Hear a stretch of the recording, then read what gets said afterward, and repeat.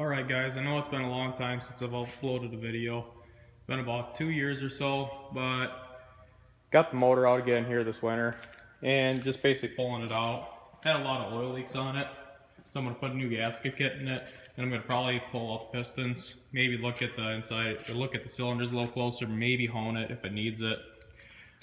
I don't think it's going to need it though, but basically my plans are going to be putting bigger valves in it, maybe bigger injectors, I don't know. And if it does need pistons, I will put oversized pistons in there, like bigger bowl pistons. I got 60 horse injectors, 160 horse injectors, excuse me. And as you can see, maybe you remember from my last vid here a couple years ago when I had the motor and engine on the frame with the tranny. Excuse me, motor and tranny on the frame. It was red and polished valve covers. Well, anyways, I sold that motor. Reason for that is because I was having so many problems with the truck. Things were breaking down, problems in my drivetrain, just dumb stuff. But anyways, and what I was gonna do is I was just gonna sell it.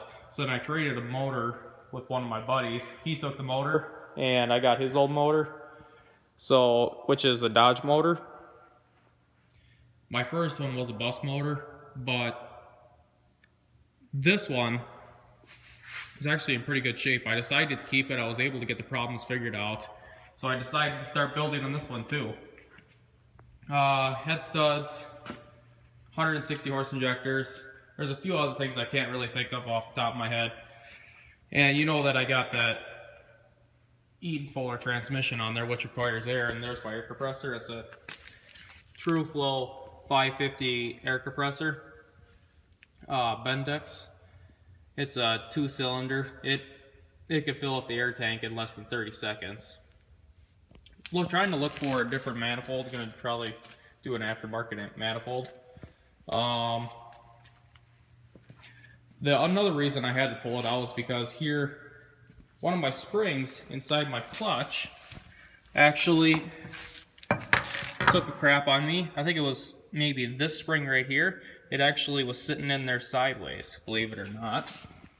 But I was able to get it fixed, get a couple screwdrivers in there, pop it back into place. Hopefully it won't happen again. My guess is that it happened, was from 4,000 RPMs. But that's just my guess because I think that's when it happened. Basically, when I pushed in the clutch, it was still clutching, but I mean it was still spinning the tranny more than what it should.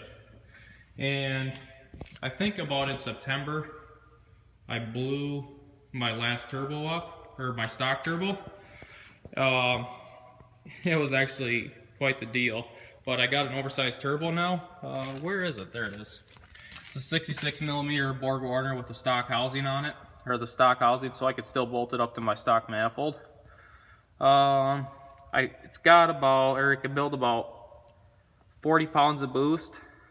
My last one, I was getting, my stock turbo, believe it or not, I was getting 55, maybe more, under a good load with my stock turbo.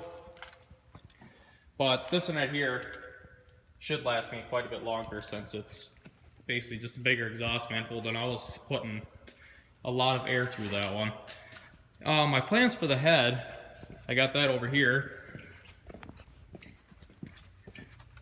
I just got done pouring and polishing it, basically opening up the valves a little bit more, ground them out a little bit.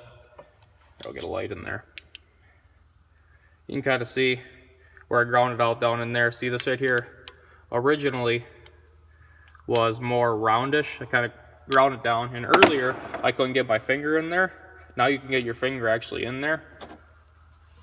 Opened up the exhaust manifolds a little, the exhaust ports, excuse me. Hopefully that should do it. You think about it, maybe 5 extra horse out of each piston. So 5 more horse out of this one, 5 more horse out of all of them. Should add up to hopefully maybe 30 more horse just out of that porting and polishing. Let's hope so anyways. But those are just some of the minor things that I've done here. Gonna get it machined out here. Hopefully maybe this week.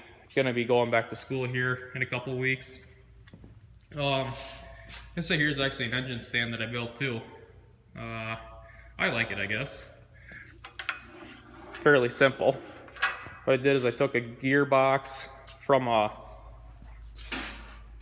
I forget what it is, from a pig barn. It's what drove the conveyor for the scraper on the bottom of the pig barn to pull the crap into the pit. And this right here was connected to a cable. And this cable would basically slowly pull itself, or this right here was, this right here was connected to the motor.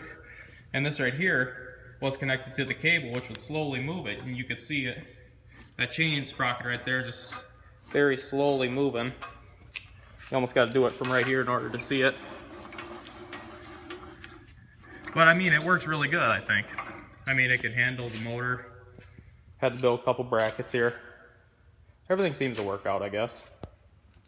But if there's any questions about it, I'm sure I'm forgetting a couple things of what I've done to the motor. Actually, I know I am.